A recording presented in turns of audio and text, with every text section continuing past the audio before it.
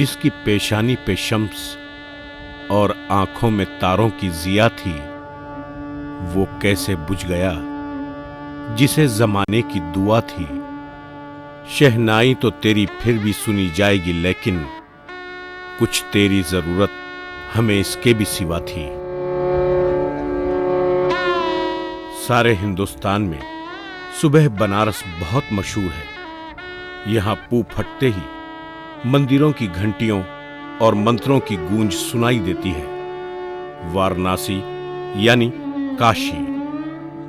इस शहर को हिंदू मजहब के मानने वाले लोग बड़े ही एहतराम और अकीदत की नजरों से देखते हैं।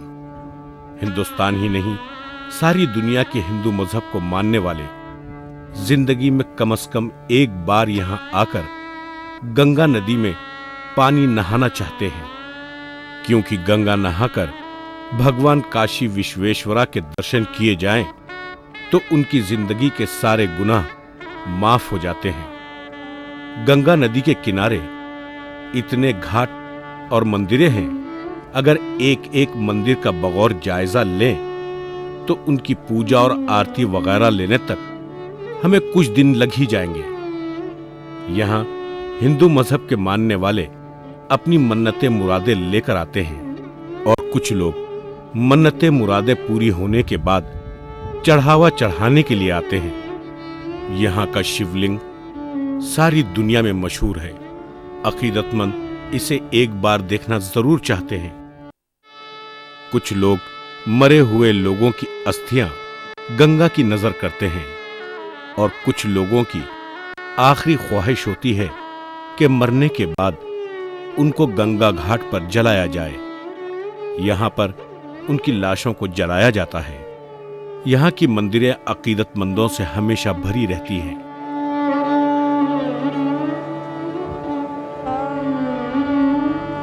उस्ताद बिस्मिल्लाह खान 1917 में बिहार के एक छोटे से गांव बक्सर के जिले डमरा में पैदा हुए और बचपन में ही वो वाराणसी चले आए। ये हैं बिस्मिल्लाह खान के मामू और उस्ताद अल्लाह बख्श, जो विश्वनाथ मंदिर के शहनाई नवाज थे। उन्हें देखकर ही बिस्मिल्लाह खां को शहनाई बजाने से दिलचस्पी पैदा हुई और दूसरी तरफ यहाँ के मजहबी माहौल ने भी उनके शौक को जिला बख्शी और इन्हीं गलियों में खेल कूद कर बिस्मिल्लाह खान बड़े हुए।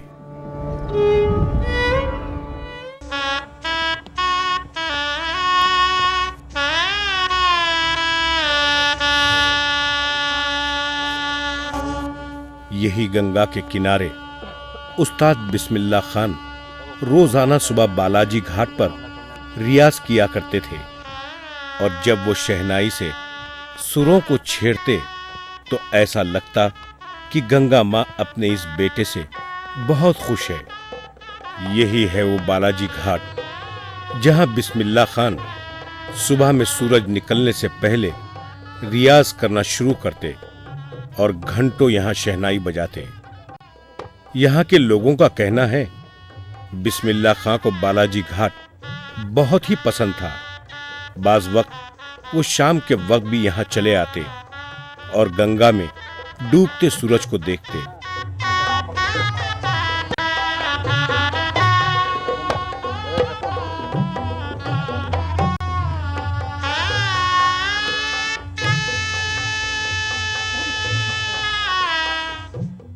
अल्लाह जाने दो, अली नबी पर नूर बरस रहे जग में, हसन हुसैन चैन दो। अल्लाह जाने दो। पंजतन पा को दुआ दे मामा, पंजतन पा को दुआ दे मामा, मुझे आजिज पर करम करो पाक परवरदिगार दो। अल्लाह जाने। बिस्मिल्लाह खान अपने बच्चों के साथ दूसरे शागिर्दों को भी शहनाई की तालीम दिया करते थे कि ये जब घर में बजाते हैं तो कुछ और बजाते हैं, हम लोगों को बताते हैं तो कुछ और बताते हैं लेकिन जब स्टेज पर बैठते हैं तो ये कुछ और हो जाते हैं। पता नहीं इनको कोई भावना मिलती है या इनको कोई दुआ ऊपर से मिल जाती है।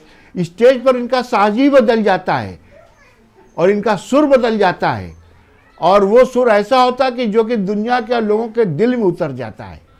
उस्ताद बिस्मिल्लाह खान न बनारस के थे, न उत्तर प्रदेश के, न हिंदुस्तान के।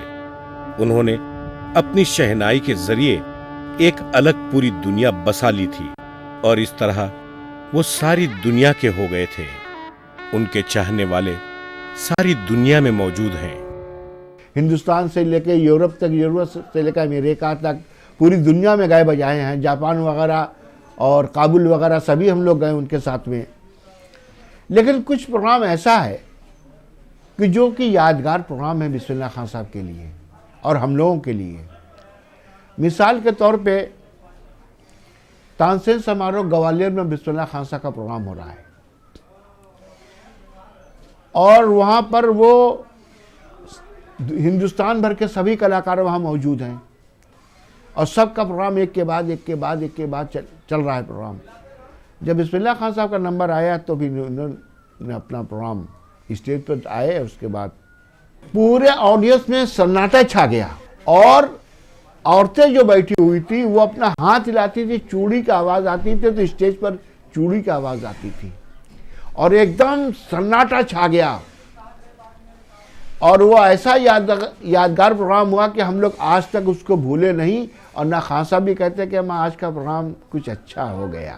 तो तालीम के वक्त ये कहते थे कि जब इस काम के लिए बैठे हो तो सारी दुनिया का दिमाग एक तरफ रख दो उठा करके और दिमाग इसमें लगाओ, दिल इसमें लगाओ, रूह को इसमें लगाओ, तब जाकर के ये काम हासिल हो। मिसाल के तौर पर उन्होंने एक अस्थाई बता रहे हम लोगों को, तो हे निरंकार, तो हे निरंकार, रचो सब संसार, तू ही निरंकार।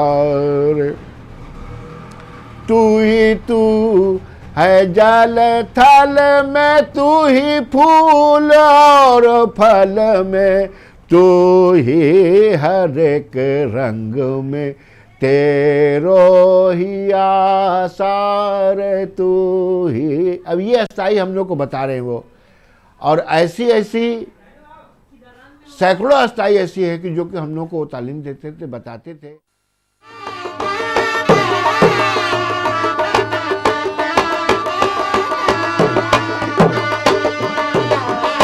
खान साहब में जो सादगी थी, जो बनारसीपन था, जो बनारसी अल्हड़ता, बनारसी मस्ती, बनारसी मौज, जो उनके बात में, व्यवहार में और उनके संपूर्ण जीवन में जो देखने को मिला है वह बहुत कम कलाकारों में मिला है। वह जीते किसी और रूप में हैं और दिखावा किसी और रूप का करते हैं, लेकिन खान साहब के जीवन में कोई परिवर्तन नहीं था। उन्होंने कोई दिखावा किया ही नहीं। जैसे वह घर में रहते थे वैसे ही वो बाहर रहते थे, जैसे घर में बोलते थे वैसे ही बाहर के लोगों से बोलते थे। उनमें कहीं ऐसा एक बार भी कोई ये नहीं कह सकता कि खान साहब घर में मिले थे तो उनका व्यवहार ऐसा था और बाहर मिले तो ऐसा था। ऐसा कभी जो है प्रतीत नहीं हुआ। मुझे इसका व्यक्तिगत अनुभव है और उसमें कुछ बातों को मैं अपनी ओर से और कहना चाहता हूँ। वह अपने धर्म के प्रति भी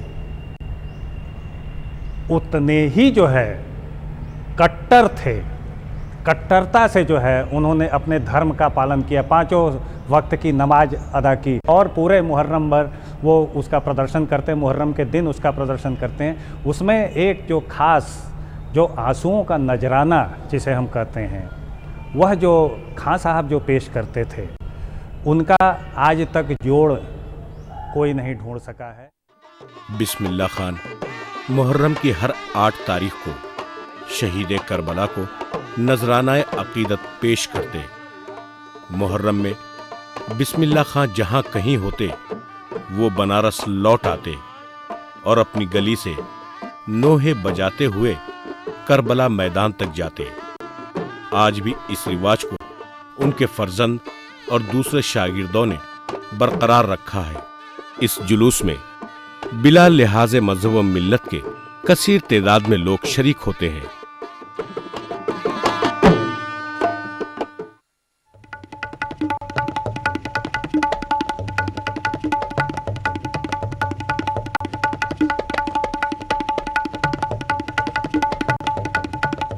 उस्ताद बिस्मिल्लाह खान शहनाई बजाकर सामाइन को दम बखूद कर देते थे। साथ में अपने साथी साजिंदों की हिम्मत अफजाई करते और उन्हें पूरा मौका देते। वो बजाते खुद भी बहुत मजा लेते।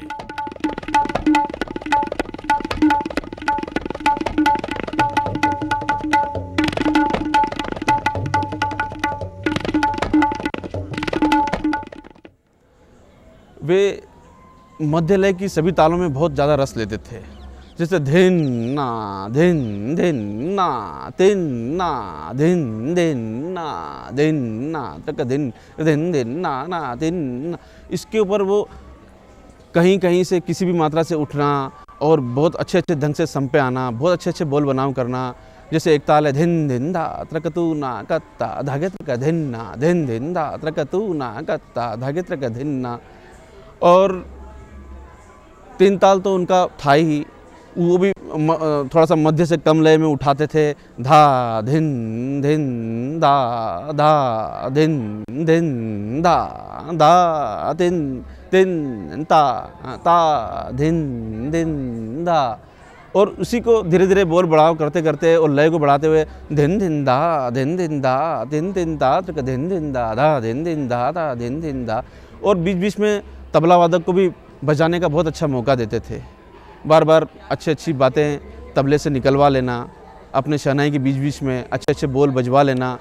और उनके साथ बहुत जो खुले अंग के तिन तिन ना तक धिन धिन ना धीरे धीरे कर धातु धातु ना कति धागे ना धागे दिन ना तिट धागे तिट दा ना कत गदर करत दा करत दा धा दा दा धा दा करत दा करत दा दा दा दा धा गदर करत दा करत दा दा दा दा दा दिन दिन दा दा दिन। इस तरह की चीज़ें ज़्यादा सूट करती थी। तो तबले के अच्छे अच्छे रचनाओं को अपने संगति में बजवाना वो विशेष पसंद करते थे।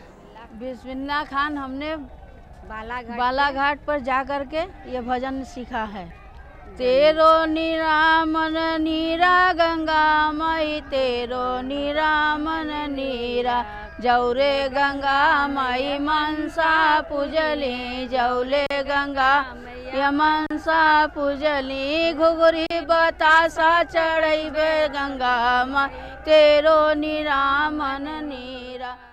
हमारी मुलाकात इन ज़ईफ औरतों से हुई जो बिस्मिल्लाह खान को बजाते हुए सुन चुकी थीं और उनसे कुछ सीखा भी था। पर माला चढ़ैबे गंगा माई, तेरो निरामन नीरा, तेरो निरामन नीरा गंगा माई, तेरो निरामन नीरा जौरे। उस्ताद बिस्मिल्लाह खान ने लोकगीत हों या शिव भक्ति गीत या गंगा माँ के लिए गाए जाने वाले तराने, इन सभी को पहले तो अच्छी तरह सुना, उसके बाद उन्हें ऐसे ऐसे सुरों में ढाला। फिर शहनाई के जरिए जब प्रोग्राम में पेश किया तो लोगों की आंखें हैरत और ताज्जुब से फैल गईं। वो कहने लगे कि ये कैसा कलाकार है। सा ग म प द प ग म रे सा, बाट चलत मोहे चुनरी रंग डाली, बाट चलत मोहे चुनरी रंग डाली। ये बंदिश थी और ये बंदिश का पहला माने लाइन थी। तो सितार की बहुत सी चीज़ें जो मीड़ का काम है और जो हमारे पर्दों पर जो काम किया जाता है वो पूरा शहनाई में हूबहू उतार देते थे। उसी तरह से वैसे ही उन्होंने अपने शहनाई में उतारा। और सितार ही नहीं, वो तो जितने भी वाद्यों के संग बजाते थे सरोद के साथ, तो वो उसी तरह से तंत्र वाद्यों के पूरा का पूरा काम वो शहनाई पर कर लेते थे। तो ये उनकी अपनी विशेषता थी। ये उनकी साबिक वजीर आज़म राजीव गांधी, कांग्रेस की सदर सोनिया गांधी, बाला साहब ठाकरे, चिरंजीवी, सुब्बीराम रेड्डी, अमिताभ बच्चन जैसी सियासी और फिल्मी शख्सियतों से उनकी मुलाकात थी।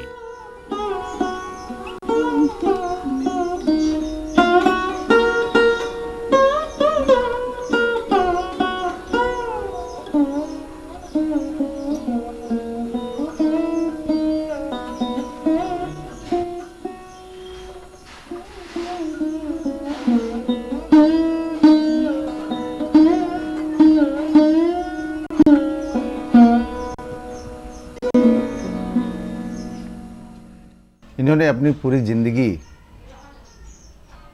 बचपना, जवानी और वृद्धावस्था, सारी चीज़ें इन्होंने संगीत के लिए समर्पित कर दिया। किसी ज़माने में तानसेन, बैजू बावरा जैसे कलाकार जो हुए हैं, उसी तरह 20वीं 21वीं सदी में बिस्मिल्लाह खां साहब जैसे ही अमूल्य कलाकार पैदा हुए, जिन्होंने शहनाई जैसे वाद्य को, जिसे हमारे यहाँ हिंदू संस्कृति में चबूतरे पर बैठाकर जब कोई मंगल कार्य हो घर के अंदर, तब वो चबूतरे पर बैठाकर उनको बजवाते थे ताकि मंगल ध्वनि के रूप में वो यूज किया जाता था। एक बात बिस्मिल्लाह खां साहब जी जैसे व्यक्ति पैदा हुए, इन्होंने उस शहनाई को चबूतरे से लेकर मंच तक पहुंचा दिया और पूरी दुनिया एक फोक इंस्ट्रूमेंट को क्लासिकल इंस्ट्रूमेंट के रूप में जानने लगी। शहनाई फोक इंस्ट्रूमेंट था, मगर इन्होंने उसे एक क्लासिकल रूप दे दिया, जहाँ की बड़े बड़े विद्वान जैसे भीमसेन जोशी साहब, बड़े गुलाम अली खां साहब जैसे कलाकार, जिन्होंने पूरी शास्त्रीय संगीत को स्थान दिया, उसी तरह बिस्मिल्लाह खां साहब ने उस शहनाई को उस मंच तक पहुंचाया।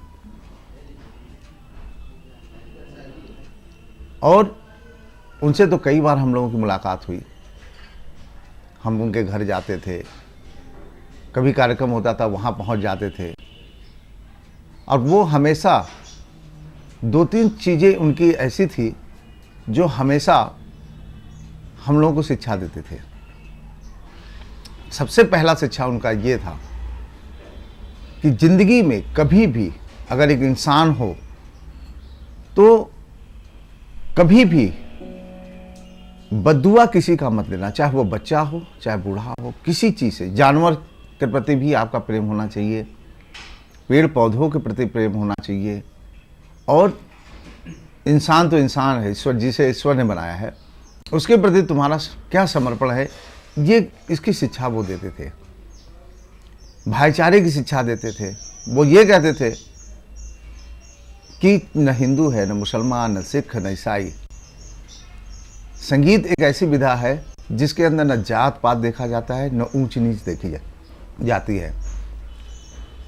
और इतनी बड़ी शिक्षा कि जिसमें वो प्रोग्राम करते हैं, बगल में हिंदू बैठा हुआ है, मुसलमान बैठा हुआ है, सिख बैठा हुआ है, ईसाई बैठा हुआ है, मगर इतनी तन्मयता हो जाती है कि उस समय लोग भूल जाते हैं कि हम किस धर्म के हैं। पहला तो उन्होंने धर्म को एक कर दिया, दूसरी संगीत को उन्होंने एक कर दिया, मानव जाति को एक कर दिया। उस्ताद बिस्मिल्लाह खान के प्रोग्रामों में बड़े बड़े उस्तादों ने हिस्सा लिया, जिसमें पंडित रविशंकर, मंगलम पल्ली, बाला मुरली कृष्णा जैसे बड़े बड़े उस्तादों ने संगत की और उनकी शहनाई बजाने के फन की तारीफ की, और प्रोग्राम के बाद में कहा कि बिस्मिल्लाह खां के साथ संगत करके उन्हें बड़ा फख्र महसूस हो रहा है।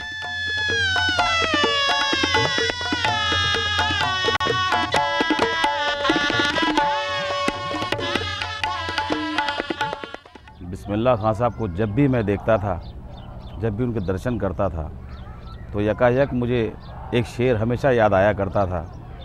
किसी शायर ने लिखा है कि तुझको खुदा कहूँ या खुदा को खुदा कहूँ, तुझको खुदा कहूँ या खुदा को खुदा कहूँ, जब दोनों की शक्ल एक है तो फिर किसको खुदा कहूँ। ये शेर हमेशा उन पर मुकम्मल हुआ करता था, और वो खुद कहते भी थे, वो बजाने से ज़्यादा इबादत करते थे। आँख बंद करके शहनाई से जब स्वर छेड़ते थे तो ऐसा लगता था जैसे ऊपर वाले से, खुदा से, भगवान से वो बातें कर रहे हैं। भगवान को सुना नहीं रहे, भगवान से बातें कर रहे हैं। ऐसी इबादत वाली महान शख्सियत के बारे में मैं क्या कहूँ। दुनिया में जहाँ भी गए, जिस कोने में भी गए, बनारस का जो एक आनंद है, बनारस का जो कल्चर है, जो संस्कार है, हर जगह बड़ी अच्छी तरीके से उन्होंने रिप्रेजेंट किया।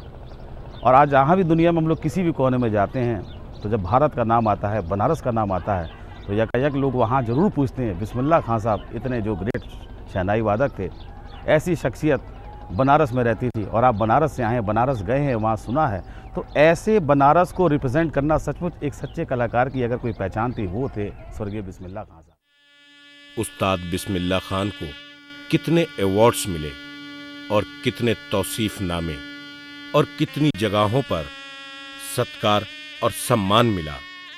वैसे बिस्मिल्लाह खान की तालीम बहुत कम थी, लेकिन उनकी शहनाई की वजह से 1980 में बनारस हिंदू यूनिवर्सिटी ने उस्ताद बिस्मिल्लाह खान को डॉक्टर ऑफ लेटर्स के एजाज से नवाजा और बिस्मिल्लाह खां की बड़ी इज्जत अफजाई की।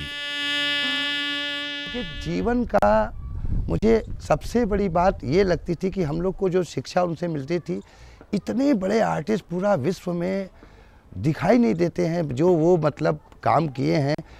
मतलब समझ लीजिए नौबत खाने से उठा के उस शहनाई को पूरे विश्व में उन्होंने बजाया। और बजाने के बाद बिस्मिल्लाह खां साहब जब हम लोगों से मिलते थे तो ऐसे लगता था कि हमारे अब्बा हैं, हमारे चाचा हैं, हमारे पिता तुल्य। और वो सादगी इतना मतलब हम लोग को समझाते थे, बेटा खाली रियाज करो और खाली काम करो और अपने को आनंद दो, दूसरे को आनंद दो। खां साहब की बातें तो ऐसी ऐसी है कि मैं तो जब उनसे कभी कभी, अभी मुझे 1.5 साल पहले मिले थे, मैं छत पर अभी से धूप में बैठे थे, एक लुंगी पहरे हुए थे। बिस्मिल्लाह खां साहब करे बेटा तुम्हारा भी बहुत अच्छा चल रहा है। फिर मैं उनसे सीखने गया था और सीख सीख के ऐसा ऐसा मुझे आशीर्वाद उन्होंने दिया है कि मैं तो, कई लोग पूछते थे कभी कभी कोई कॉन्फ्रेंस में कि बिस्मिल्लाह खां साहब का प्रोग्राम कैसा लगा, तो मैं बोलता था खां साहब का प्रोग्राम, मैं तो प्रोग्राम सुनने नहीं गया था, मैं तो भगवान से मिलने गया था। क्योंकि वो लोग कलाकार नहीं थे, कलाकार तो हम लोग हैं। हम लोग सोचते हैं कि प्रोग्राम अच्छा हो, बढ़िया हो, पैसे कुछ मिले न मिले, लेकिन वो खां साहब जो बिस्मिल्लाह खां साहब थे वो तो खुदा की तरह थे। उनका दर्शन मात्र ही मतलब ऐसा लगता था कि हम भगवान से मिले, खुदा से मिले। जब मेरी शादी हो रही थी तो एक मुझे वो गजली सुनाते थे, 3 बचन मोरे मन बा तब तो से राजी बलमुआ, राजी बलमुआ, राजी बलमुआ, 3 बचन मोरे मन बा तब तो से राजी बलमुआ। अब है कि आप समझ लो कि 3 बचन मोरे मन बा तब तो से राजी बलमुआ, यही था। इसीलिए मैं इसको खूब, हम लोग जब जाते थे तो खूब बढ़िया बढ़िया बात सुनाते थे, बच्चों को बच्चों जैसा बन जाते थे।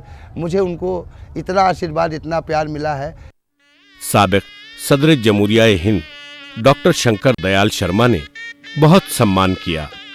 साबिक सदर जमहूरिया हिंद डॉक्टर APJ अब्दुल कलाम ने भी उनकी इज्जत अफजाई की। वजीर आजम मनमोहन सिंह ने भी सताइश की। उस वक्त के सदर जमहूरिया हिंद डॉक्टर राजेंद्र प्रसाद ने उन्हें पद्मश्री से नवाजा। साबिक सदर जमहूरिया हिंद डॉक्टर जाकिर हुसैन ने उन्हें पद्म भूषण से नवाजा। उस वक्त के सदर जमहूरिया हिंद नीलम संजीवा रेड्डी ने उस्ताद बिस्मिल्लाह खान को पद्म विभूषण से नवाजा। इसके बाद रह जाता है एक आखिरी अवार्ड, वो भी उस वक्त के सदर जमहूरिया हिंद KR नारायणन ने उन्हें भारत रत्न से नवाजा।